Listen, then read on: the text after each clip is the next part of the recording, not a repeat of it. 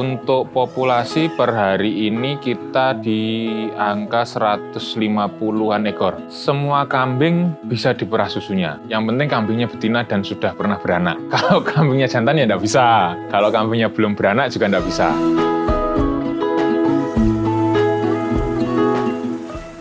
%80 biaya di peternakan kambing ini dipakan. Pengeluaran untuk pakannya di atas 20 juta. Makannya kambing itu 10% dari bobotnya dia. Misal kambing itu bobotnya 30 kilo, jadi dia kebutuhan makannya 3 kilo per ekor per hari. Untuk menghasilkan susu yang bagus, pakannya harus cukup secara nutrisinya. Kandungan proteinnya cukup, karbohidratnya cukup, kandungan mineralnya juga cukup. Jadi kalau pakan kita bagus, insya Allah produksi susunya juga akan bagus.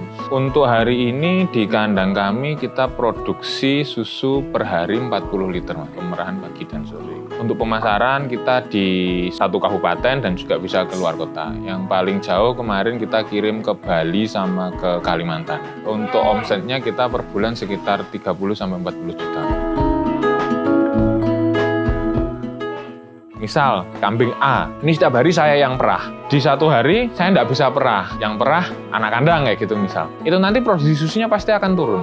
Beda tangan, beda tekanan, beda perasaan. Karena ternak ini juga pakai perasaan. Terus kita hanya ternak, kita ngasih makan, yos kita tinggal. Nggak bisa. Bahasa ekstrimnya, kita harus bisa ngobrol nih sama ternak. Apa sih yang sebenarnya dia mau? Caranya untuk ngobrol, kita kan harus meluangkan waktu sejenak nih untuk berinteraksi sama dia.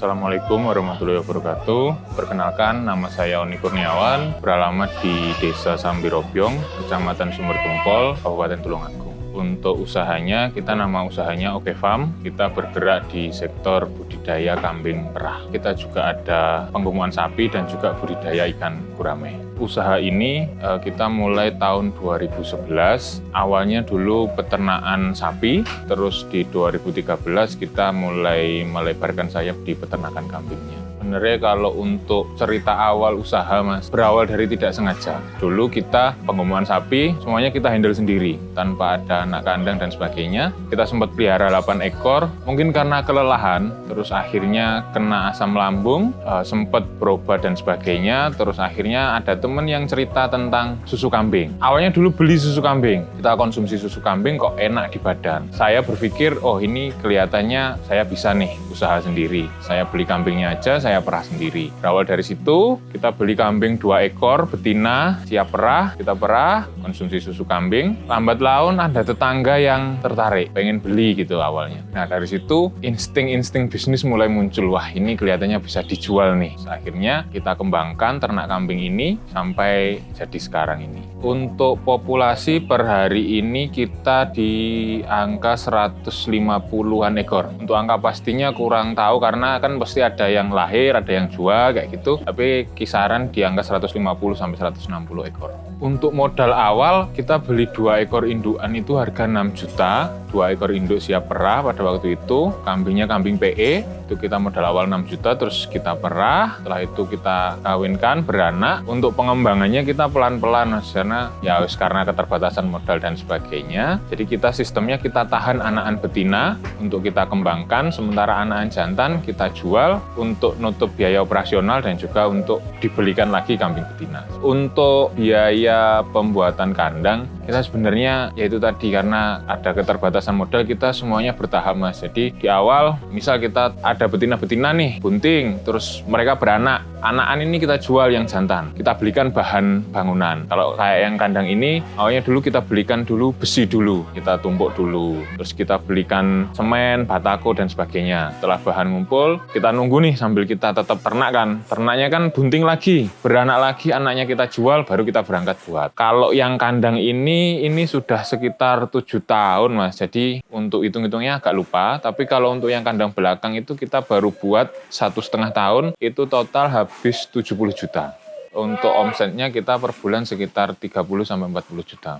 Untuk anak kandang kita ada 2, tapi saya sendiri juga masih tampil, bahasanya seperti itu. Karena kalau usaha peternakan nih, kalau saya sendiri kalau ndak handle sendiri itu kurang marem, kurang puas kayak gitu. Jadi tetap handle sendiri. Jadi hitungannya ya wis 3 sekalian saya. Jadi saya tak hitung karyawan juga wis.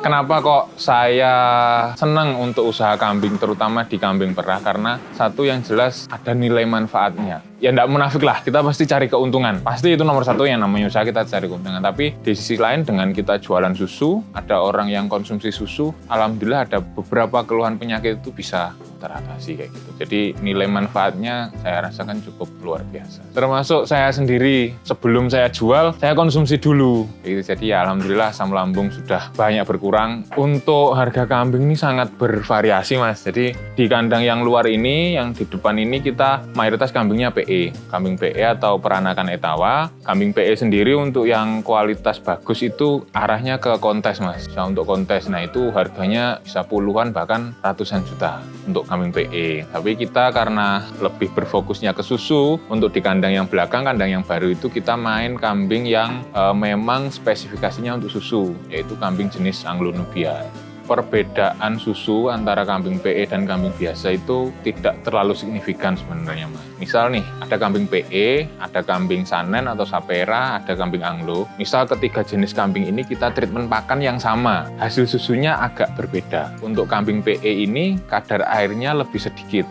Untuk kambing Sanen atau Sapera itu kadar airnya agak banyak. Kalau kambing Anglo ini sebenarnya hampir mendekati PE, karena kalau kita bicara asal-usul genetiknya, kalau kambing PE itu kambing etawa atau kambing Jamunapari dari India disilang sama kambing lokal di Indonesia. Kalau kambing Anglo itu kambing Jamunapari disilang sama kambing lokal di Inggris. Jadi ada sedikit kesamaan genetik dari nenek moyang.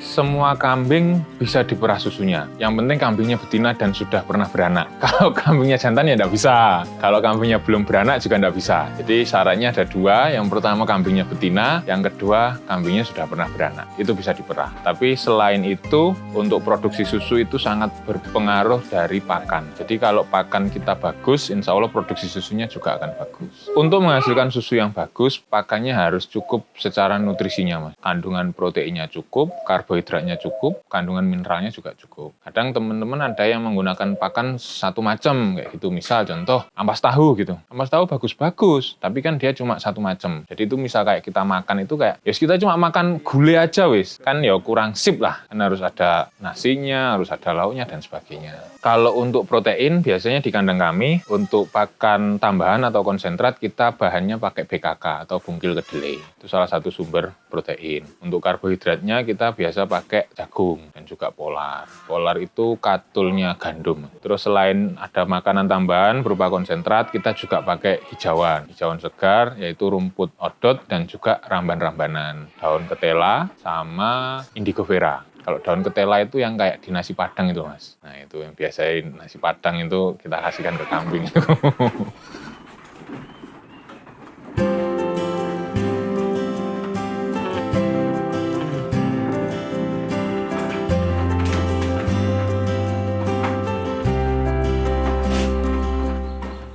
Untuk tabel nutrisi kan kita ada Mas. Sekarang kan di era digital ini kan akses informasi kan sangat gampang Mas. Misal kita searching lah di Google, tabel nutrisi pakan ternak, gitu kan sudah muncul semua Mas. Jagung berapa protein, seratnya berapa, karbonya berapa, kedelai protein, serat, karbo berapa kan muncul semua Mas. Nah itu nanti tinggal kita hitung kebutuhan kita berapa. Kalau kayak di kambing perah ini paling enggak kan kita protein di atas 20. Nanti tinggal kita masukkan bahannya, kita hitung. Jadi untuk kambing itu takaran makannya itu sesuai bobot badannya. makannya kambing itu 10% dari bobotnya dia. Misal kambing itu bobotnya 30 kilo, jadi dia kebutuhan makannya 3 kilo per ekor per hari. Tapi 3 kilo ini hitungan kering. Nah kadang teman-teman itu ada yang salah kaprah, lah wedhusku tak pakan 3 kilo ndak wareg, apa pakane ampas tahu? Ya iya, ampas tahu kadar airnya kan tinggi. Pakane apa? Gamblong, ampas singkong. Ya jelas dia kadar airnya tinggi. Dan di kandang kami juga untuk pemberian pakan, terutama pakan tambahan atau konsentrat, kita treatmentnya kering. Kenapa kok kering? Pertama untuk menyingkat waktu, yang kedua untuk memperlancar proses metabolismenya. Karena untuk peternak ini kan masih banyak mas yang sistem pemberian pakan tambahannya itu istilahnya di dunia peternakan itu dicombor. Dicombor itu pakan itu ditambah air terus diaduk kayak gitu. Itu memang secara kasat mata di ternak itu lebih kelihatan gemuk atau seger kayak gitu, tapi sebenarnya itu tipuan, dalam arti karena dia kadar airnya kan tinggi. Tapi kalau kita berikan pakan itu kering, sisi positifnya adalah yang pertama, sistem metabolisme ternak itu dimulai dari mulut, dari air liur. Jadi pelajaran IPA zaman SMA ono ya. Jadi di dalam air liur itu kan mengandung enzim-enzim yang membantu proses metabolisme. Nah dari situ karena ternak ini kita kasih makan kering, secara otomatis dia memproduksi air liur berlebih biar dia bisa ketelen kan si makanannya. Akhirnya dia produksi air liur lebih, masuk ke pencernaan. Nah, di situ enzimnya bekerja untuk membantu proses metabolismenya. Satu itu, metabolismenya lebih bagus. Yang kedua, si ternak ini gemuknya itu siset gitu loh mas. Badannya itu bagus. Nggak gombior-gombior gitu, nggak banyak lemaknya. Ini tak hubungkan sama dulu pas saya main di penggemuan sapi. Di penggemuan sapi itu saya kan kerja sama jagal dulu mas. Waktu beleh itu saya lihat, kalau ternak itu kita kasih makan banyak air, kualitas daging itu kan ada daging A, B, C. Yang A itu yang merah, terus yang B itu yang agak ada gajihnya atau lemaknya yang agak putih, yang C itu banyak putihnya. Kalau ternak kita itu makannya kering, full kering, itu kualitas daging A-nya itu banyak sekali. Dan kualitas daging yang C ini sangat sedikit, bahkan bisa ndak ada. Kalau pakannya kering. Lalu dipakan kering, ternaknya haus loh mas. Ya air minum kita sediakan sendiri. Jadi kalau dia haus, dia bisa minum sendiri. Tapi dia tidak kita paksa untuk minum. Kalau pemberian pakan itu basah, dalam tanda kutip kan kita paksa dia untuk minum. Untuk keuntungan beternak ini yang harus kita pahami dulu. Dalam kita beternak ini, kita arahnya mau kemana? Ada beberapa jalur nih dalam dunia peternakan. Yang pertama, spek yang paling tinggi kita mau ke arah kontes. Yang kedua, kita ke breeding atau diperanakkan, kita jual anakan. Selanjutnya kita ke arah perah, kita jual susunya. Atau kita di fattening atau penggemukan. Atau yang terakhir kita hanya fokus di trading. Kita beli, ditahan beberapa hari, kita jual kayak gitu. Nah, ini yang harus ditentukan dulu dalam beternak. Kita cocoknya mau ke main di jalur mana. Semua ada potensi keuntungannya, ada potensi kerugiannya atau potensi resikonya. Kalau saya, hari ini kita mainnya di kambing perah. Karena kalau menurut pengalaman saya, di kambing perah itu kita sudah dapat breedingnya, kita juga bisa dapat fatteningnya. Otomatis, tadi syaratnya kambing bisa diperah kan dia harus betina dan harus beranak. Berarti otomatis kalau kita mau main perah, kambing ini harus beranak dulu. Kambing beranak ini nggak tentu kan anaknya jantan atau betina. Misal beranak betina, bisa kita kembangkan untuk kita jadikan induk. Misal beranak jantan, bisa kita besarkan untuk kita jual ke pedaging. Kalau keuntungan, kalau perah, kita main di kambing perah, berarti kita dapat keuntungan harian dari produksi susu. Karena susu kan produksi setiap hari. Tapi kalau kita hanya penggemuan misalnya, penggemuan itu rata-rata 3 bulan. Kalau kita breeding, kita baru bisa jual atau dapat untung itu di 8 bulan. 5 bulan bunting, 3 bulan lepas sapeh. Itu kalau breeding, seperti itu. Jadi yang paling cepat dalam tanda kutip paling cepat untungnya kalau kita main di perah. Untuk hari ini di kandang kami kita produksi susu per hari 40 liter, pemerahan pagi dan sore. Untuk pemasaran kita di sekitar di satu kabupaten dan juga bisa keluar kota. Yang paling jauh kemarin kita kirim ke Bali sama ke Kalimantan. Produk turunannya kita selain jual susu kambing segar, kita juga olah susu kambing itu kita pasteurisasi. Pasteurisasi itu bahasa sederhananya ditem mas. Terus kita tambah rasa-rasa dan sebagainya. Selain itu kita juga buat es krim susu kambing.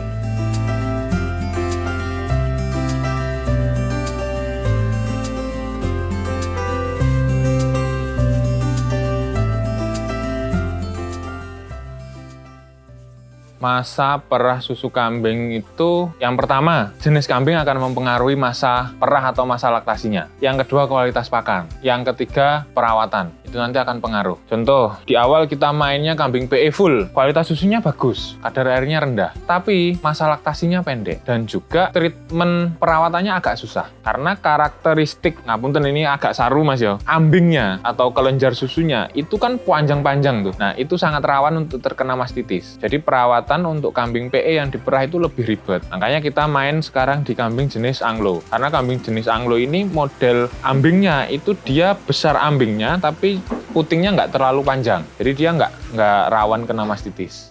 Masa laktasi kambing itu sampai berapa lama? Di kandang kami, kita pernah eksperimen kambing itu selama 1 tahun penuh kita perah. Jadi kambing misal, kambing Januari 2023 kita kawinkan. Alhamdulillah lancar, bunting, berarti 5 bulan kemudian beranak. Di Juni 2023 beranak. Begitu dia beranak, kita perah sampai 1 tahun, itu dia masih produksi dengan pakan yang bagus. Tapi, ada tapinya mas, siklus reproduksinya atau siklus birahinya itu akan bermasalah kalau kambing itu tidak segera dikawinkan. Karena setelah kambing melahirkan, kalau dia nifasnya normal, maksudnya tidak ada luka di dalam atau infeksi seperti itu, 1 bulan setelah dia melahirkan, dia sudah siap untuk dikawinkan. Sel telurnya sudah siap untuk dibuahi, bahasanya seperti itu. Asalkan tidak ada infeksi di dalam ya, tidak ada infeksi berarti 1 bulan setelah dia melahirkan, dia siap untuk dibuahi sel telurnya. Kalau jenengan tanya tadi, berapa lama waktu kambing ini bisa diperah? Saya bisa jawab, saya pernah merah selama 1 tahun. Secara otomatis kan ada siklus birahi yang terlewat nih. Tadi setelah lahiran 1 bulan dia bisa dikawinkan. Setelah itu dia akan sel telur akan mateng lagi setelah 21 hari. Nggak dibuahi, sel telurnya kan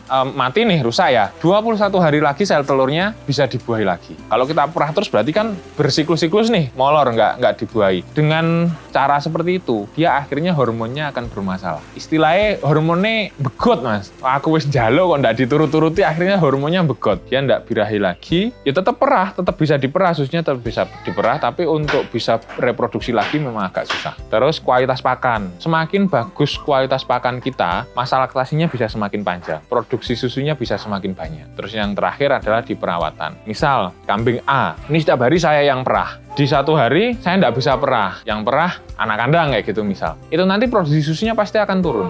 Beda tangan, beda tekanan, beda perasaan. Ini yang mungkin terlewat mas. Jadi hal yang penting dipahami peternak dan calon peternak adalah beternak kambing ini penuh dengan seni. Contoh misal ngapunten, saya ternak, masnya juga ternak. Jumlah ternak kita sama, pakan kita sama, semuanya sama. Kita juga nyambi kerja, misal kita podo-podo sales ngono. Kita bisa ke kandang pagi jam 6, sore jam 5. Wes cuma itu tok. Tapi setiap saya ke kandang, ternak ini saya kasih makan. Misal saya kan perokok ya. Setelah saya kasih makan, saya duduk nih di depan ternak sambil ngerokok 1 batang. Jenengan habis ngasih makan, jenengan langsung pergi. Itu nanti hasilnya di ternak juga akan beda. Karena ternak ini juga pakai perasaan. Kalau kita belum pernah beternak mungkin nggak percaya lah. Ya apa mungkin sih mas kayak gitu. Tapi memang seperti itu. Nggak bisa terus kita hanya ternak, kita ngasih makan, yos kita tinggal. Nggak bisa. Bahasa ekstrimnya kita harus bisa ngobrol nih sama ternak. Apa sih yang sebenarnya dia mau? Caranya untuk ngobrol kita kan harus meluangkan waktu sejenak nih untuk berinteraksi sama dia. Nah kalau orang di daerah saya, kasarannya wong Jawa, nanti keputusan terakhirnya mesti, wis aku nggak sinung ing wedhus. Padahal sebenarnya bukan masalah nggak sinung dan nggak sinung, tapi kamu mau nggak berusaha memahami si ternak ini. Kalau jenengan yang lebih ekstrim lagi, contohnya kayak di peternakan bebek kayak gitu ya, yang petelur gitu. Misal sudah nikah nih, kok suami istri ini tukaran bendino, bebek gak ngendok. Jadi seninya usaha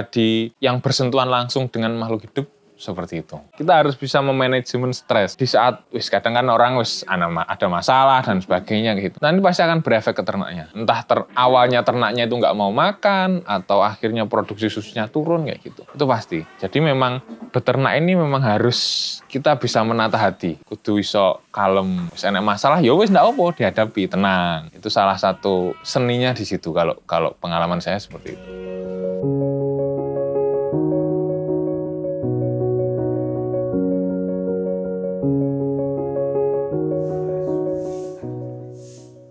Sebenarnya saya sering Mas ketemu orang terus ditanya, Mas kok bisa ternak kambing ini lulusan mana? Sering saya ditanya seperti itu. Bahkan kemarin sempat ada dosen dari Polbangtan Malang itu ngobrol sama saya pas kunjungan ke Tulungagung, ketemu ngobrol panjang. Beliaunya terakhir tanya, Mas lulusan mana? Lulusan peternakan mana? Untuk basic pendidikan saya enggak ada basic peternakan Mas, jujur. Untuk ilmu kita dapat dari dolan, main ke tempatnya orang yang sudah lama beternak dan juga kita lihat di media sosial. Otodidak guys bahasa nih.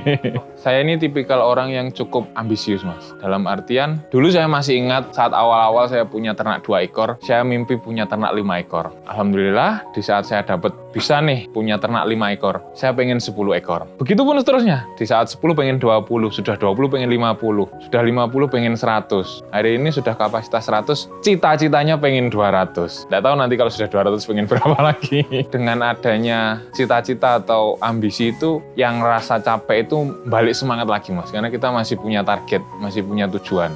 Yang baru-baru ini di dunia peternakan, terutama ruminansia sapi kambing itu ada satu fenomena yaitu PMK. Nah itu cukup membuat kita para peternak itu kewalahan. Di kandang kami kemarin waktu PMK itu ada total 9 ekor yang mati karena PMK itu. Berdampak Mas, jadi kalau untuk PMK itu ke ruminansia yang kuku belah kayak sapi, kambing, kalau kuda enggak, kayak gitu, terutama di sapi kambing. Sapi, kambing, kerbau, domba, kayak gitu. Jadi 9 ekor itu 1 ekor pejantan kandang kita, terakhir penawaran sudah sampai 25 juta, tewas. Untuk betina-betina, rata-rata betina yang bunting-bunting, yang mati itu, tapi yang lain alhamdulillah masih bisa tertolong.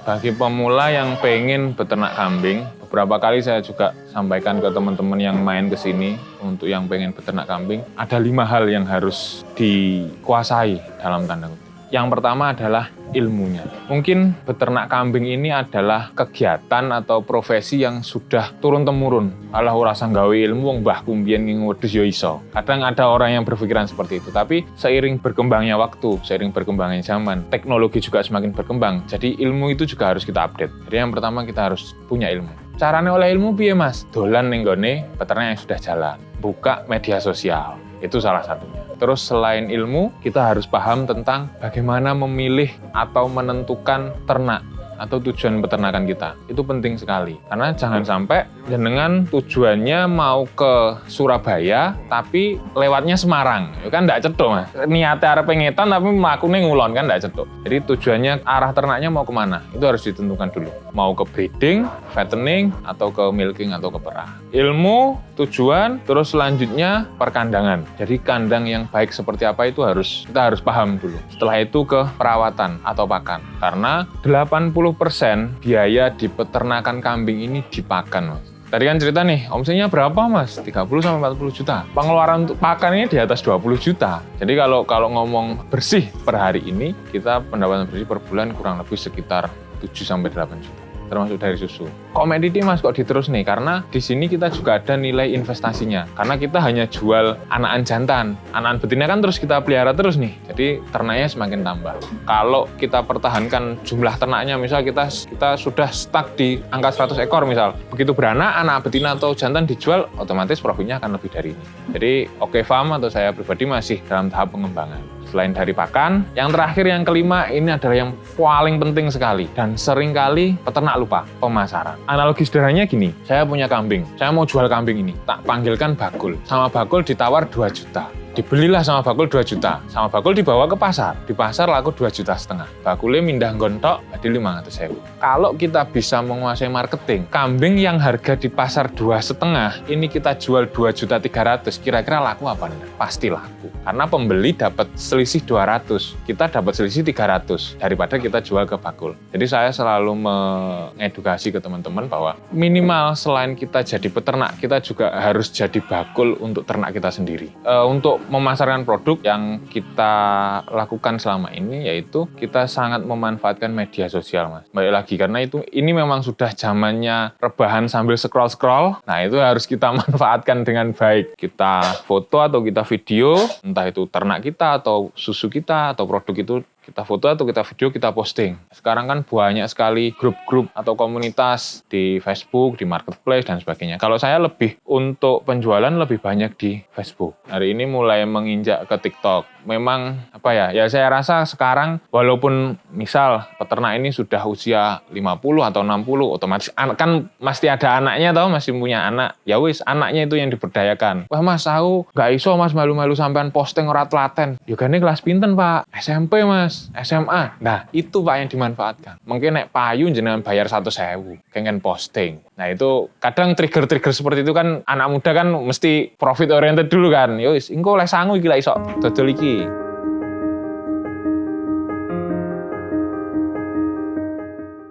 Harapan saya untuk Okefarm, mimpi besar saya untuk usaha peternakan kambing ini, kalau bahasa kerennya itu kita pengennya integrated farming, Mas. Peternakan kita ini menguasai atau bergelut dari hulu sampai hilir. Mulai dari pakan, ternak, produk turunannya, sampai dan lain-lain sebagainya. Tahun kemarin kita mulai merintis, kita mulai membuat kelompok ternak dengan teman-teman pemuda lah, karena saya kan masih muda Mas ya. Jadi teman-teman pemuda di sekitar desa, satu desa, bahkan ada yang dari luar desa juga, kita bentuk kelompok supaya kedepannya kita bisa maju bersama. Saya sendiri lari cepat bisa, tapi lari yang jauh itu susah. Padahal dalam bisnis atau dalam hidup ini kita butuh perjalanan yang jauh. Nah, hari ini untuk usaha kambing perah ini semuanya masih kita kelola sendiri. Mulai dari produksi, dari pengolahan, dan juga pemasaran. Harapan saya dengan saya membentuk kelompok ini, kita punya divisi-divisi masing-masing. Ada divisi produksi, ada divisi pengolahan, dan juga ada divisi pemasaran. Jadi kita juga bisa memberdayakan teman-teman di lingkungan sekitar. Untuk teman-teman, terutama teman-teman pemuda, generasi milenial, generasi 90-an, generasi 2000-an, ayo kita rame-rame untuk beternak, apapun itu ternaknya. Kita di Indonesia, kita dikaruniai dengan lahan yang luas, lahan yang subur, itu harus benar-benar kita manfaatkan, salah satunya untuk menjadi peternak. Dan peternak ini adalah, kalau saya boleh mengutip salah satu hadis bahwa nanti di akhir zaman, harta terbaik seorang muslim itu adalah kambing dan domba. Dan seterusnya, monggo dicari sendiri, karena memang khususnya untuk kambing ini potensinya sangat luar biasa. Dia tidak tergerus inflasi, potensi di sektor peternakan ini masih sangat terbuka. Monggo kita sama-sama untuk memajukan sektor peternakan di Indonesia. Saya Oni Kurniawan, pengelola Okefarm, alamat di Desa Sambirobyong, Kecamatan Sumbergempol, Kabupaten Tulungagung. Wassalamualaikum warahmatullahi wabarakatuh.